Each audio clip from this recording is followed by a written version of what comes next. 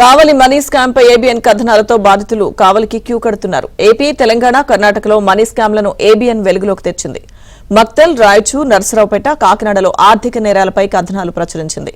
దీంతో ఏబిఎన్ కథనాలు చూసి మక్తల్ బాధితులు కావలికి చేరుకుంటున్నారు.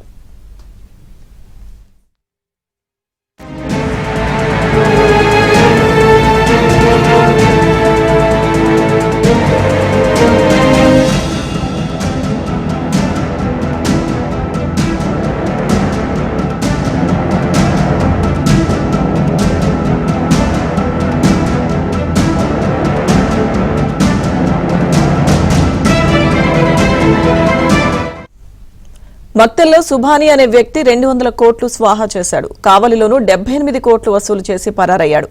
లక్షకు ప్రతి నెల 6,000 రిటర్న్స్ పేరుతో మోసం చేశాడు. ఈ నేపథ్యంలో మక్తల్లో మహబూబ్ సుభానిపై 4 కేసులు నమోదయ్యాయి. కాగా సుభాని పోలీసులకు దొరకకుండా కావలిలో మకాం వేశాడు.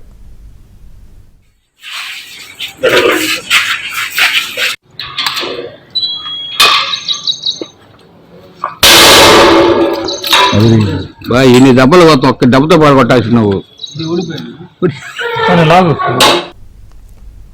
కావలిలో మనీ స్కామ్ కి సంబంధించి ఏబిఎన్ కథనాలతో బాధితులు వరుసగా కావలికి క్యూ కడుతున్నారు. పూర్తి సమాచారం మా ప్రతినిధి మహేష్ అడిగి తెలుసుకుందాం.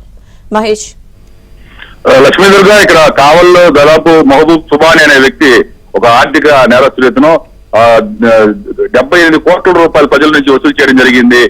ఈ విషయం పైన ఏబిఎన్ వరుసగా కథనాలు ప్రసారం చేస్తుంది. ఈ కథనాలు చూసినటువంటి ఏపీ, తెలంగాణ, కర్ణాటకలో ప్రజలందరూ కూడా కావలకు వస్తున్నారు. ఆ ఏబిఎన్ లో ఈ కథనాలు చూసి ఇంత తమ ప్రాంతాల్లో కూడా మోసాలు జరిగాయని, తాము మోసపోయామని చెప్పి ఆ బాధితులంతా కూడా కావలకు వస్తున్నటువంటి పరిస్థితి ఉంది. ప్రధానంగా చూస్తే తెలంగాణలో మక్తల్, ఈ ప్రాంతంలో 200 కోట్ల రూపాయలు ఈ మహబూబ్ సుబాని ప్రజల నుంచి వసూలు చేయడం జరిగింది. అక్కడ దాదాపు 4 కేసులు నమోదయ్యాయి. అలాగే కాకినాడలో కూడా ఇలాంటి ఆర్థిక నేరాలకే పాల్పడ్డాడు. అక్కడ కూడా కేసులు నమోదయ్యాయి. మరో ప్రాంతం కర్ణాటకలోని రాయచూర్, అలాగే ఏపీలోని నర్సరావుపేట, ఇలా అనేక ప్రాంతాల్లో ఇతను 100 కోట్ల రూపాయల మేర ప్రజల నుంచి వసూలు చేయడం జరిగింది.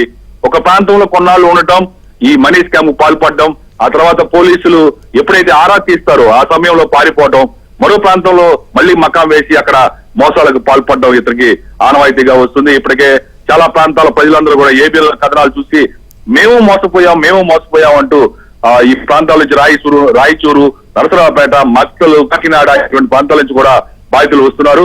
మక్తలు ఎమ్మెల్యే, కాంగ్రెస్ ఎమ్మెల్యే శ్రీహరి కూడా ఈ రోజు కావలి ఎమ్మెల్యే కావ్యకృష్ణారెడ్డికి ఫోన్ చేయడం జరిగింది.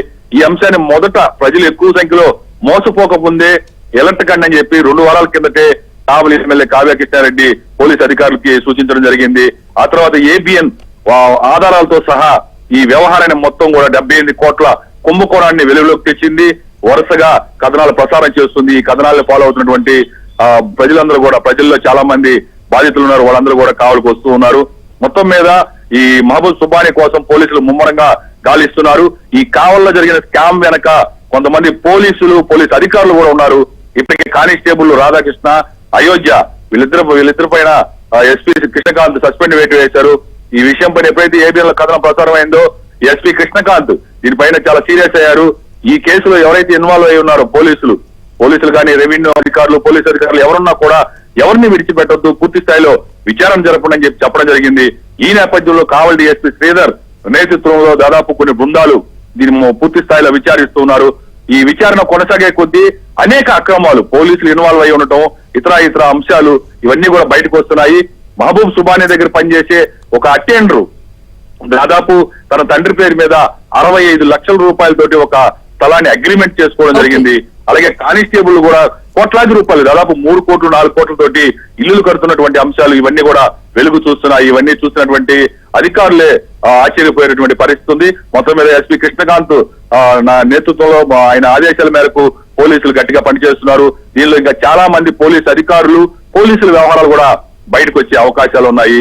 ఇవాళ రేపు కానిస్టేబుల్ రాధాకృష్ణ, అలాగే అయోధ్య వీళ్ళిద్దరిని కూడా అరెస్ట్ చేసే అవకాశం ఉన్నట్లుగా పోలీసు వర్గాల్లో చర్చ జరుగుతూ ఉంది. Lakshmi Durga. Right, thank you Mahesh.